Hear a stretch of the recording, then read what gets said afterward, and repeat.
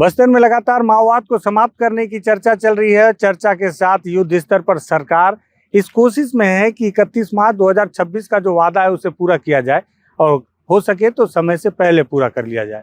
2024 के आंकड़े, 25 के आंकड़े इस तरह इंगित कर रहे हैं उसे और कि वाकई में सरकार ने जो कहा है वो बात कहीं न कहीं अब पूरी होती नजर आ रही है। ये माना जा रहा था कि माओवादी बैकफुट पर हैं और अब लगने लगा है कि वाकई में माओवादी बैकफुट पर हैं। क्यों बोल रहा हूँ, इस पर बातचीत करते हैं। नमस्कार, मैं विकास तिवारी हूँ, आप बस्तर टॉकीज देख रहे हैं।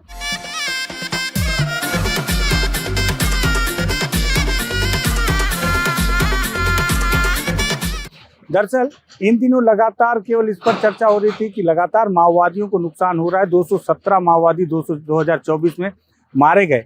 800 से 900 की संख्या में माओवादी गिरफ्तार भी हुए और सरेंडर भी किया। बड़े कैडर भी इसमें थे जिन्होंने सरेंडर किया और उसका 2025 में भी आंकड़ा जो है 136 के आसपास पहुंच चुका है। अभी साल बीता नहीं है और सरेंडर करने वालों में बड़े स्तर के माओवादियों की संख्या भी लगातार बढ़ रही है।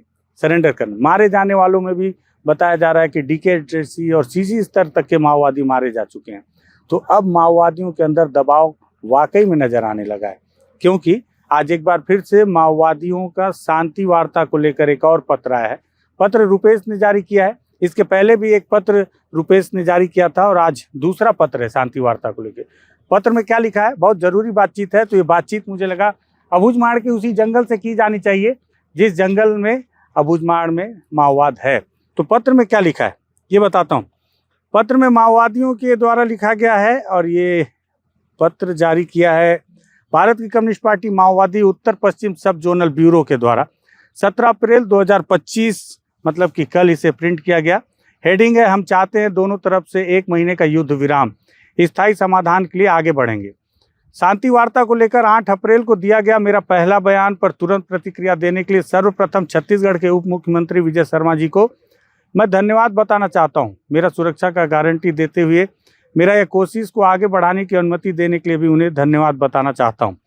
पहली बार मतलब माओवादियों के पत्र में बड़ा ससम्मान किसी मंत्री का नाम लिया गया है। ये बड़ा सुखद अनुभव है इसे पढ़ना और धन्यवाद दिया गया है। ये भी मैं पहली बार देख रहा हूँ माओवादियों की तरफ से। हो सकता है इसके पहले दिया गया हो, वो पत्र मुझसे चूक गया हो। पहला पत्र में ये जो मैं बोल रहा हूँ, ये मैं का मतलब रुपेश के द्वारा बोला जा रहा है। मैं उस पत्र को हूबहू पढ़ रहा हूँ कि लिखा क्या है माओवादियों ने। पहला पत्र में भी मैंने बताया, फिर एक बार बता रहा हूँ कि इस कोशिश का मुख्य उद्देश्य कगार के नाम से हो रहे हत्याकांड पर तुरंत रोक लगाना चाहिए। समस्या का हल होना चाहिए, शांति वार्ता के जरिए इसे हासिल कर सकेंगे। हमारी यह पेशकश के पीछे और कोई रणनीति नहीं है। अब आप और हम वार्ता के लिए तैयार हैं तो दोनों ओर से कम एक स्थायी तौर पर युद्ध विराम का ऐलान करना लाजमी है। यह शर्त का दायरे में नहीं आता बल्कि शांति वार्ता के लिए अनुकूल माहौल बनाने का हिस्सा है। इस पर आपकी प्रतिक्रिया का हम प्रतीक्षा करेंगे। इस समस्या का परिष्कार के लिए मैं और कुछ साथियों ने जो सोच रहे हैं उसे पूर्ण रूप देने के लिए साथ में वार्ता में हमारी तरफ से प्रतिनिधित्व करने वाले एक मध्यवर्ती प्रतिनिधि मंडल और हमारी पार्टी के प्रतिनिधियों को हम तय करने के लिए हमारी केंद्रीय कमेटी एवं स्पेशल जोनल कमेटी के नेतृत्वकारी कॉमरेडों से मिलना जरूरी है। उनसे मिलने के लिए मैं और मेरे सहयोगियों को सुरक्षा की गारंटी होना चाहिए। उसके लिए सरकार से मेरी अपील है कि 1 महीने तक सरकारी सशस्त्र बलों के ऑपरेशन पर रोक लगाया जाए। चूंकि मैंने पहले ही हमारे तमाम कॉमरेडों से प्रेस बयान और विशेष पत्र के जरिए अपील किया कि इस वार्ता के दौर में सरकारी सशस्त्र बलों पर बंदूक नहीं चलाएं, इसलिए आपको मेरी बात पर सहमत हैं, हमारे साथ वार्ता करने के लिए तैयार हैं, तो छत्तीसगढ़ में तैनात तमाम केंद्र राज्य सरकारी बलों को 1 महीने तक युद्ध विराम करने पर आदेश जारी करें। बस्तर में हिंसा का दौर पर फौरन रोक लगाएं, यह सरकार से मेरा अनुरोध है। सुरक्षा बलों पर हमला न करना भी मेरे पत्र पार्टी कैडर के लिए जारी होने के बाद सुरक्षा बलों द्वारा लगातार आक्रमण अभियान चलाया गया। 12 अप्रैल को बीजापुर जिला भैरमगढ़ अंतर्गत इंद्रावती नदी के किनारे अनिल पुनेम सहित 3 लोगों को पकड़कर हत्या किया गया। 16 अप्रैल को कोंडागांव जिले के किल्लेम के पास डीवीसी मेंबर होलदेर सहित माफी चाहूंगा 2 लोगों की हत्या किया गया। इसे कैसे समझेंगे? यह हत्याकांड ऐसे ही जारी रहने से शांति वार्ता के लिए किए जा रहे प्रयास का कोई मतलब नहीं होगा। इसलिए मैं सरकार से और विजय शर्मा जी से फिर से एक बार अनुरोध कर रहा हूँ, शांति वार्ता आगे बढ़ने व स्थायी समाधान के लिए ये सब बंद होना चाहिए। देश के तमाम जनवादी प्रेमियों से उनकी अपील है कि समस्या का समाधान के लिए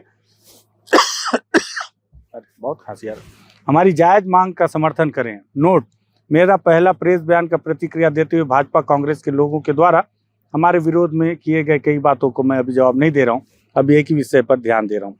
रुपेश, प्रभारी उत्तर पश्चिम सब जोनल ब्यूरो। माओवादियों के प्रवक्ता जो है रुपेश, जो बीते 2 दिनों से 2 बार से इनका पत्र आ चुका है शांति वार्ता को लेकर। ये दूसरा पत्र है माओवादियों के द्वारा। पहले मुझे लगा कि जब अभय का पत्र आया तो मुझे उस पर संदेह हुआ, दोबारा जब रुपेश का पत्र आया तब मैंने माना कि पहला पत्र भी सही था, और अब तीसरा पत्र शांति वार्ता को लेकर, और इस पर उन्होंने एक शर्त रखा है कि 1 महीने का युद्ध विराम। मुझे लगता है कि अगर 1 महीने के युद्ध विराम से वाकई में बस्तर में खून खराबा रुक सकता है तो अब दोनों सरकारों को, जनताना सरकार और लोकतांत्रिक सरकार को, इस पर सोचना चाहिए, आगे बढ़ना चाहिए। हालांकि गृह मंत्री विजय शर्मा जी ने पिछली बार की दफा तरह अभी तक उनका कोई बयान आया नहीं है। गृह मंत्री का क्या बयान आएगा इस पर भी बातचीत करेंगे जब उनका बयान आ जाएगा।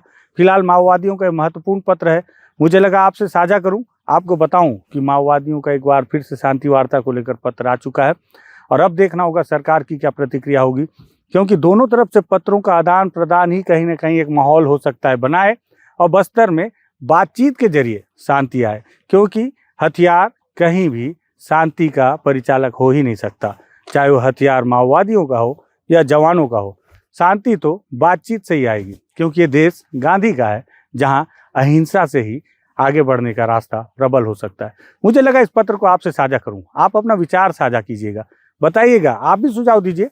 हो सकता है आप में से किसी का सुझाव सरकार को समझ में आ जाए या सरकार को ठीक ठाक लगे और उस पर वो अमल करे, तो आप बताइएगा, हम आपके सुझाव भी सरकार तक पहुंचाने की कोशिश करेंगे।